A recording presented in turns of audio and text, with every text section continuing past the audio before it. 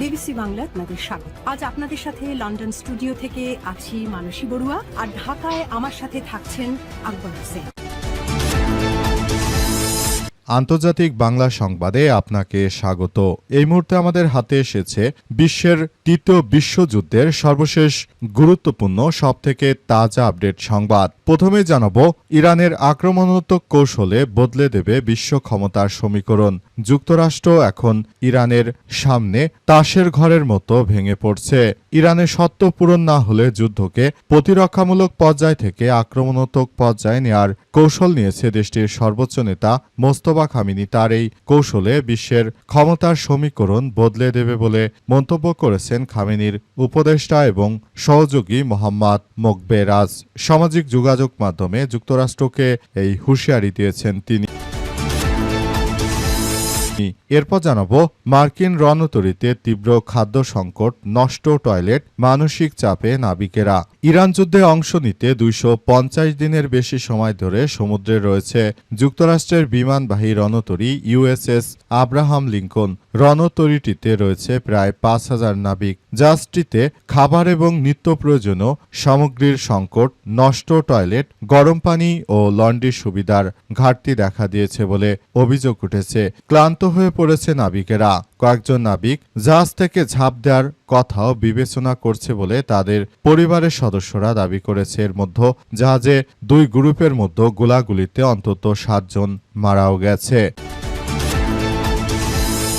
এদিকে সৌদি আরবে তেল রপ্তানিতে বিঘ্ন, জ্বালানি বাজারে নতুন উদ্বেগ। ইয়েমেনের হুতি বিদ্রোহীদের সম্ভাব্য হামলার আশঙ্কায় বিশ্বের অন্যতম বৃহৎ তেল রপ্তানিকারক দেশ সৌদি আরবের লোহিত সাগরের তেল রপ্তানি ক্রমেই আড়ালে চলে যাচ্ছে। হুমকির মুখে পড়েছে এসব তেলবাহী জাহাজ। হুতিদের হামলায় সৌদি আরবের অন্তত 20টি জাহাজ ক্ষতিগ্রস্ত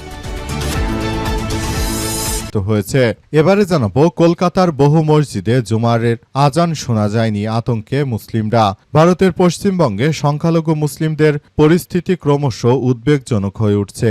এক সময় কলকাতা এবং পার্শ্ববর্তী শহরগুলোতে জুমার দিন মসজিদে জায়গা না হলে রাস্তায় নামাজ পড়তেন অগণিত ধর্মপ্রাণ মানুষ। কিন্তু বর্তমান মুখ্যমন্ত্রী শুভেন্দু অধিকারী নেতৃত্বাধীন বিজেপি সরকার সেই পথ পুরোপুরি বন্ধ করে দিয়েছে। শুধু তাই নয়, এখন থেকে সরাসরি মসজিদ থেকে মাইক খুলে নেওয়ার মতো গুরুতর ঘটনাও সামনে এসেছে। আজ কলকাতার এসব মসজিদগুলোতে কোনো জুমার নামাজের আজান মাইকে শোনা যায়নি। এবং সর্বশেষ জানাবো, চট্টগ্রামের সীতাকুণ্ডে শিপইয়ার্ডে বিস্ফোরণ, নিহত বেড়ে 8। চট্টগ্রামের সীতাকুণ্ডে ফেরদৌস স্টিল শিপইয়ার্ডে পুরনো জাহাজ কাটার সময় ভয়াবহ গ্যাস বিস্ফোরণে 8 জন শ্রমিক গুরুতরভাবে নিহত হয়েছে। এই ঘটনায় আরও 10 জনের বেশি শ্রমিক আহত হয়েছে। তাদেরকে চট্টগ্রাম মেডিকেল কলেজ হাসপাতালে ভর্তি করা হয়েছে। অবস্থায় নতুন করে আবারও ভয়াবহ বিপর্যয় দেখা দিয়েছে। প্রিয় দর্শক, এতক্ষণ শুনছিলেন সংবাদ শিরোনাম, এবারে বিস্তারিত। তবে তার আগে বন্ধুরা, অনুরোধ থাকবে এই সংবাদটিতে একটি লাইক দিন। এই চ্যানেলে আপনি নতুন হয়ে থাকলে আমাদের সংবাদটি দেখতে দেখতে চ্যানেলটি সাবস্ক্রাইব করে রাখুন। কমেন্ট করে বন্ধুরা আপনার মূল্যবান মতামত জানিয়ে দিন আপনি বিশ্বের কোন দেশ থেকে বা বাংলাদেশের কোন স্থান থেকে আমাদের সংবাদটি দেখছেন এবং শুনছেন। আর বন্ধুরা, সংবাদটি আপনার সোশ্যাল মিডিয়া ফেসবুকে শেয়ার করে বন্ধুদেরও দেখার সুযোগ করে দিন। গাজা যুদ্ধে আপনি যদি নিরীহ ফিলিস্তিনিদের ভালোবেসে থাকেন বন্ধুরা, কমেন্টে ইয়েস লিখে পুরো বিশ্ববাসীকে আমাদের এই তাজা আপডেটটি দেখার সুযোগ করে দিন। এবারে বিস্তারিত। ইরানের আক্রমণাত্মক কৌশল বদলে দেবে বিশ্বের ক্ষমতার সমীকরণ। মার্কিন যুক্তরাষ্ট্রের সন্ত্রাসীরা তারা ইরানের বুকে আক্রমণ চালিয়ে প্রথম ধাক্কায় মনে করেছিল এই যুদ্ধ হয়তো কিছুই হবে না, কিন্তু শেষ পর্যন্ত এই যুদ্ধের পরিস্থিতি আরও তীব্র থেকে তীব্র আকার ধারণ করে। এই মুহূর্তে মার্কিন যুক্তরাষ্ট্র আসলে তারা পুরোপুরি ব্যর্থ হয়েছে। যুক্তরাষ্ট্র এই মুহূর্তে ইরানের সঙ্গে যুদ্ধ করতে এসে তারা এমনভাবে শিক্ষা পেয়েছে যে তারা আসলে কোনো কিছুই করতে পারছে না। যুক্তরাষ্ট্র পুরোপুরি ব্যর্থ হয়ে গেছে। ইরানের সঙ্গে আক্রমণ করতে এসে তাদেরকে এমনভাবে শিক্ষা দিয়েছে ইরান যে এখন যুক্তরাষ্ট্রের সেনা সমেত তারা সারা বিশ্বের বুকে নিজেদেরকে সুপার পাওয়ার হিসেবে পরিচয় দিতে তারা আবারও এক ভয়াবহ বিপর্যয়কর অধ্যায়ের দিকে চলে যাচ্ছে।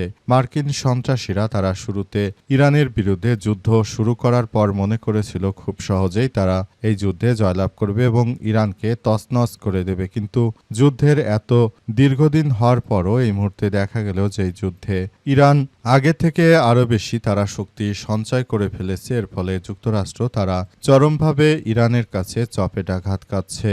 যুক্তরাষ্ট্র এই মুহূর্তে ইরানের বিরুদ্ধে কার্যকর কোনো পদক্ষেপ তো দূরের কথা, তারা ইরানের বিরুদ্ধে কিছুই আসলে করতে পারেনি। যুক্তরাষ্ট্র তারা মনে করেছিল খুব সহজেই তারা এই যুদ্ধ থেকে অনেক ভালো কিছু অর্জন করতে পারবে, কিন্তু প্রকৃতপক্ষে তারা আসলে কিছুই করতে পারেনি। তারা এই মুহূর্তে যেটা শুরু করেছে সেটা আসলে এই মুহূর্তে অনেক বড় এক বিপর্যয়কর পরিস্থিতির মধ্য দিয়ে তারা ঠেলে দিচ্ছে। শুধু সেটা নয়, বরং নিজের বিপদ নিজেই ডেকে নিয়ে এসেছে যুক্তরাষ্ট্র। তারা আসলে এই মুহূর্তে নিজেদেরকে খুবই এক ভয়াবহ বিপদের মধ্যে ঠেলে দিয়েছে। এখান থেকে বেরিয়ে আসা এই মুহূর্তে যুক্তরাষ্ট্রের জন্য খুবই এক ভয়াবহ বিপর্যয়কর অধ্যায় হিসেবে আবির্ভূত হচ্ছে।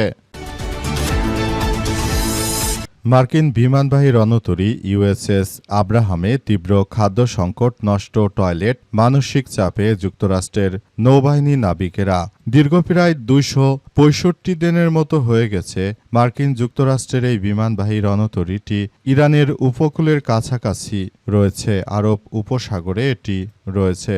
আর এই মুহূর্তে সেই বিমানবাহী রণতরী থেকে মূলত যুদ্ধ পরিচালনা করা হচ্ছে।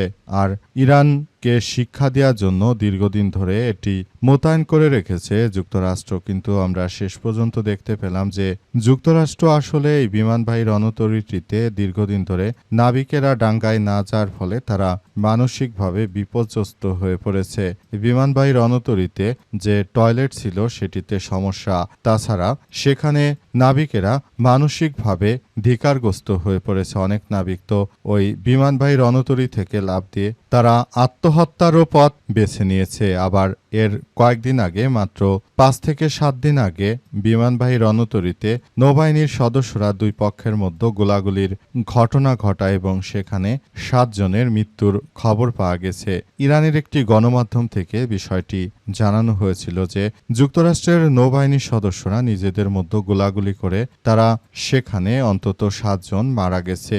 তো এমনিভাবে চলছে সেখানে মানবেতর জীবনযাপনের ফলে যুক্তরাষ্ট্রের সেনারা তারা মানসিকভাবে ভেঙে পড়েছে। তাই তো তারা যুদ্ধ করার সব কিছু তারা হারিয়ে ফেলেছে। বিমানবাহী রণতরীতে দীর্ঘদিন থাকার ফলে তাদের মধ্যে নানাবিধ রোগ ছড়িয়ে পড়েছে। সৌদি আরবে তেল রপ্তানিতে বিঘ্ন, জ্বালানি বাজারে নতুন উদ্বেগে দেখা দিয়েছে। ইয়েমেনের হুতি বিদ্রোহীদের সঙ্গে সৌদি আরব যে নতুন যুদ্ধ শুরু করতে চেয়েছিল সেখানেই মূলত এক বিশাল সমস্যা দেখা দিয়েছে। এই মুহূর্তে সৌদি আরব আসলে ইয়েমেনের সঙ্গে তারা যুদ্ধ করতে কোনোভাবে সমর্থন পাচ্ছে না।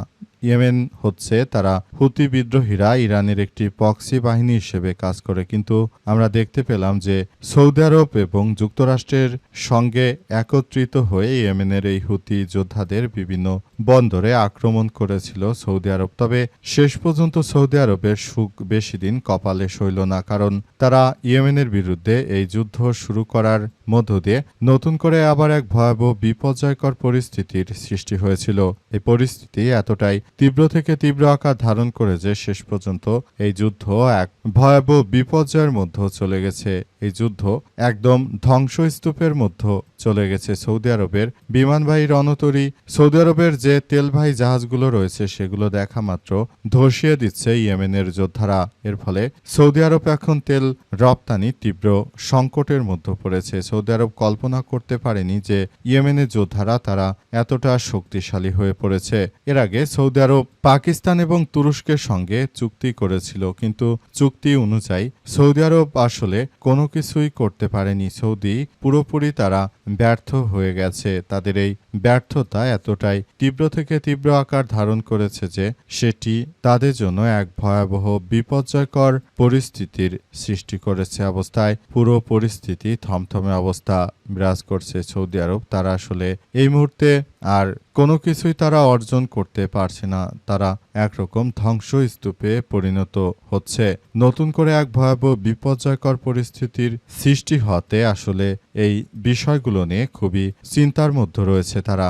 অবস্থায় সৌদি আরব এই মুহূর্তে তারা তেল রপ্তানি করতে পারছে না। তারা মূলত নিজেরাই নিজেদের বিপদ ডেকে এনেছিল। এ কারণে এই মুহূর্তে তারা ইয়েমেনের যোদ্ধাদের কাছে ধরাশায়ী হচ্ছে। কলকাতায় বহু মসজিদে জুমার আজান শোনা যায়নি, আতঙ্কে মুসলিমরা।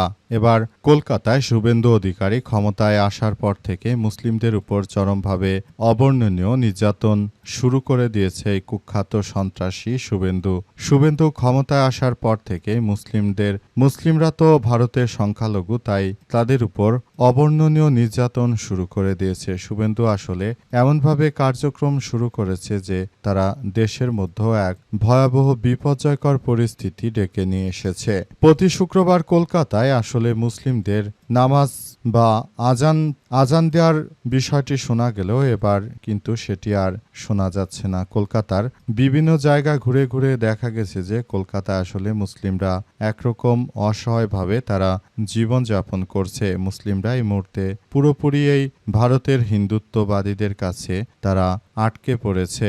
মুসলিমরা এই মুহূর্তে তারা হাঁসফাঁস করছে কিভাবে তারা নিজেদের ধর্মকে বাঁচিয়ে রেখে তারপর ভালোভাবে তারা এগিয়ে যাবে। কারণ এই শুভেন্দুর মতো কুখ্যাত সন্ত্রাসী ক্ষমতায় আসার পর থেকেই মুসলিমদের নানাভাবে নির্যাতন করা হচ্ছে। তারা প্রথম দিকে ক্ষমতায় আসার পরই শুভেন্দু বলেছিল যে কোনো লাউড স্পিকার নাকি ব্যবহার করতে দেয়া হবে না।